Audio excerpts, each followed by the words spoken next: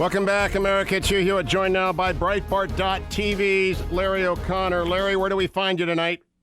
Greetings from rainy Charleston, South Carolina, Hugh. Call me Newt. That would make me a winner. That would make me a winner. Okay, what is the sense of surprise, et cetera, down there that Newt Gingrich has come on to win the South Carolina primary? Well, first of all, the election desk at Breitbart News has not made a projection for Newt Gingrich yet. We want to see some more raw data coming in. It's really remarkable how everyone is making this projection. It's solely based on exit polling.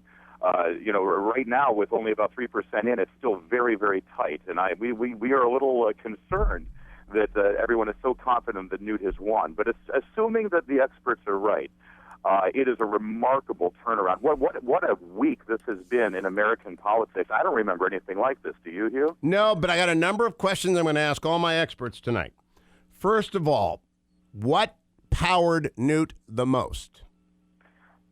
His attack on the media. Amen. Amen. Absolutely. Amen. It's like channeling Andrew Breitbart. That's right. In fact, Andrew called me, during the debate. Andrew said, Newt just went Andrew Breitbart on the media. Did he? Well, that is exactly what it was. So, and it was one of those moments, we were here at the debate, where everyone stood. You saw people with sweater vests identifying themselves with Rick Santorum standing and cheering. You saw the Ron Paul people standing and cheering.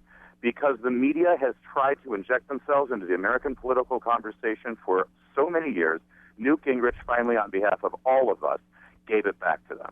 Okay, so my theory, which will be over at nationalreview.com later, is that they didn't elect a person tonight or a platform. They elected a personality that is fiery, combative, swing from the hips, beat up the media, push back, and declare Obama the disaster that he is.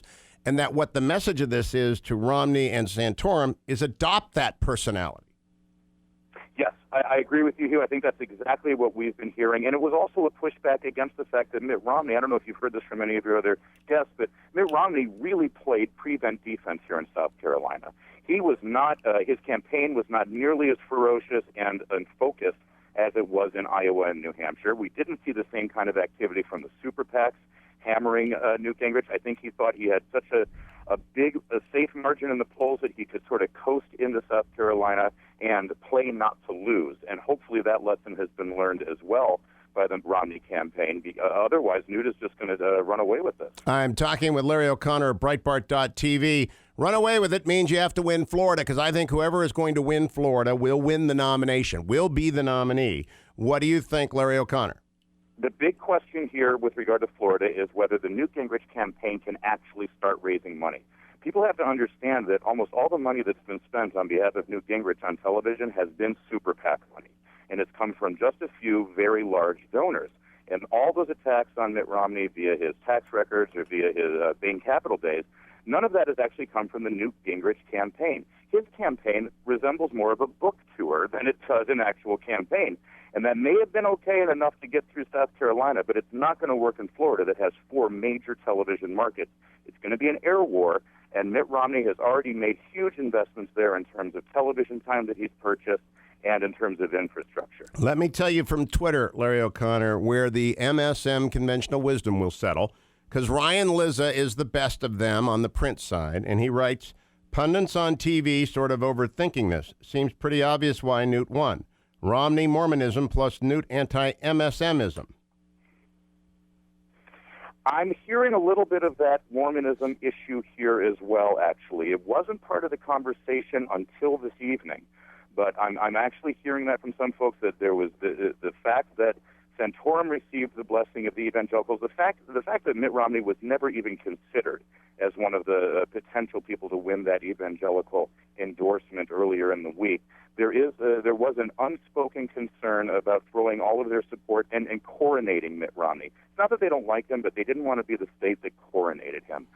And, let's also mention somebody that we haven't discussed, and that is Sarah Palin. Sarah Palin really grabbed a lot of headlines in South Carolina. I don't know if it played as large nationally, but here in South Carolina, when she said that she would vote for Newt Gingrich if she were here, just because she wants the campaign to keep going, to keep this conversation and keep the debate going because it's good for the party, I think it's possible that some people in South Carolina agree. Let's not finish this right now. Let's keep this going, and let's really test Mitt Romney and Newt Gingrich both to see who's the better man. You know what's interesting, Larry, and correct me if I'm wrong, you're in South Carolina, I'm in California. No one can stand up tonight and say, and this is something Newt's going to have to work on, I voted for Newt because he promised to blank, cut the marginal rate to 30%, go to war in Iran. There's no blank there. That's why I'm saying they voted for a personality, not a person or a platform. But did he campaign? Is there a part of his platform that is specific? No, not at all. This was absolutely an embrace of a personality and a voice that the hardcore conservatives and grassroots conservatives have been waiting for so long to be able to stand on a national platform and fight on our behalf. We're doing our Breitbart TV broadcast all night long from the Tea Party Patriots Conference here in Charleston. And when the first announcement came in that Fox News was projecting Newt a winner, we saw a lot of fist pumps among the crowd here because he embodies that sort of fight the power sort of spirit, which is remarkable considering he has been an establishment figure for the Republican Party for 4 decades. Now, let me ask you, Rick Santorum is talking on CNN right now. He'll give a formal speech, I'm sure, a little bit later. They're all going to go to Florida. Every single one of them is going to go to Florida. And the idea is that Newt's got the softest immigration policy. Does that matter in Florida?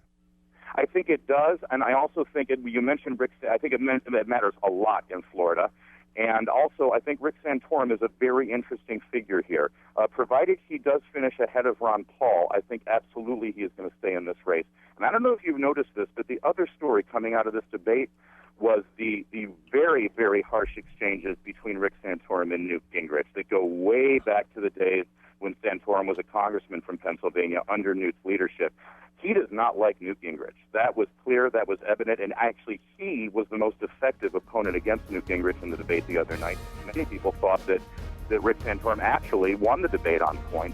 I think Santorum staying in and continuing his relentless attack against Newt helps Mitt Romney in a huge way. Thank you, Larry O'Connor from Breitbart.tv. Check the Breitbart.com coverage all night long at Breitbart.com. I'm coming right back with the Salem Radio Network special election night coverage.